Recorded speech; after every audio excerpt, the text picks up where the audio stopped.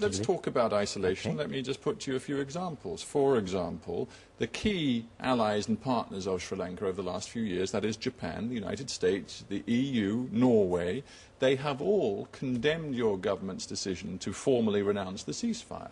They made great efforts to stop you doing that. Yeah, you see, finally, Sri Lanka has to look at the overall situation from the Sri Lankan perspective as well. When you look at the fragility of the ceasefire agreement that you were just mentioning, the LTT were never serious about it.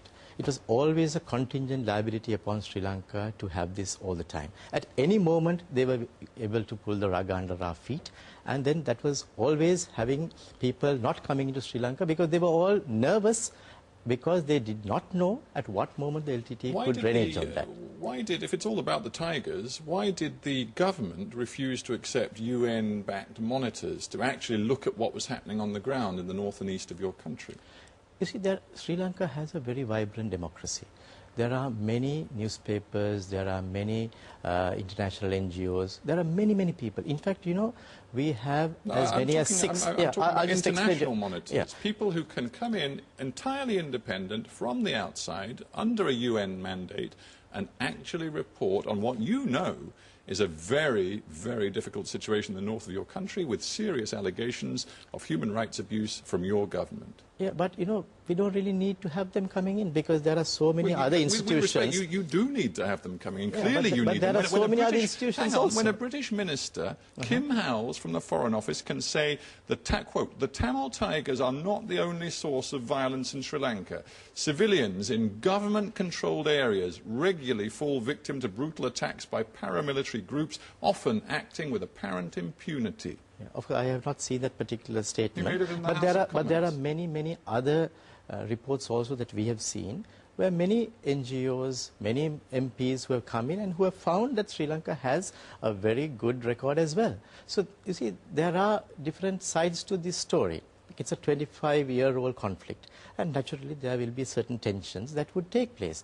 But overall, we have seen that in the difficult circumstances that Sri Lanka has managed well and that we have come out well in this whole exercise, and there are many people who still have a lot of respect and regard for Sri Lanka. Well, I'm amazed that you, as the governor of the central bank, are not on the telephone to your own president, Mr. Rajapaksa, and saying to him, sir, we have to do something about a major problem we've got. The Japanese, for example, your biggest bilateral donor, they are saying that they're reviewing all of their strategic aid to Sri Lanka because they're concerned about human rights. The EU is considering whether or not to review a crucial trade deal, all because of deep unhappiness about your government's human rights record. Yeah, if you just take those two, Japan has not in any way pulled out at all, and Japan has been very supportive of Sri Lanka. The Japanese envoy, Yasushi Akashi, said in January he was gravely, quote, gravely concerned, and the government's strategy in Sri Lanka is being constantly reviewed. Yeah, but they have not pulled anything out, and we have very, very good relationships with Japan, and that is continuing. The EU, you see, personally, I have been advising government from the point of view of the central bank that it's time that the government as well as the economic people who are involved in industry do not rely only upon concessions to do their business.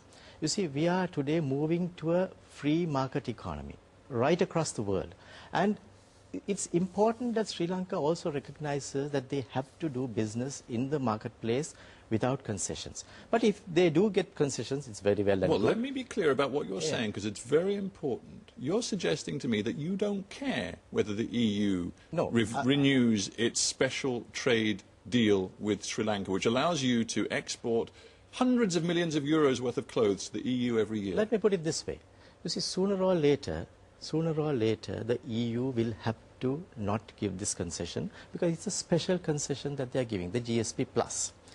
But there will come a time when Sri Lanka will have to stand on its own and export like many other countries, because to the EU, there are many countries exporting.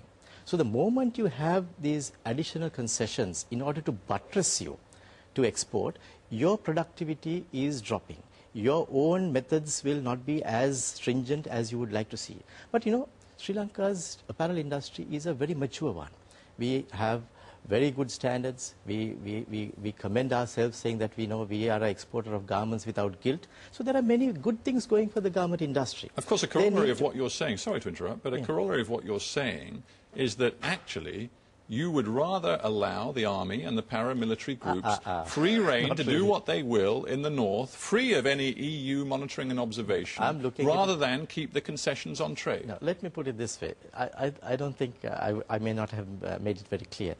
We appreciate the concessions. That's fine. That's very true.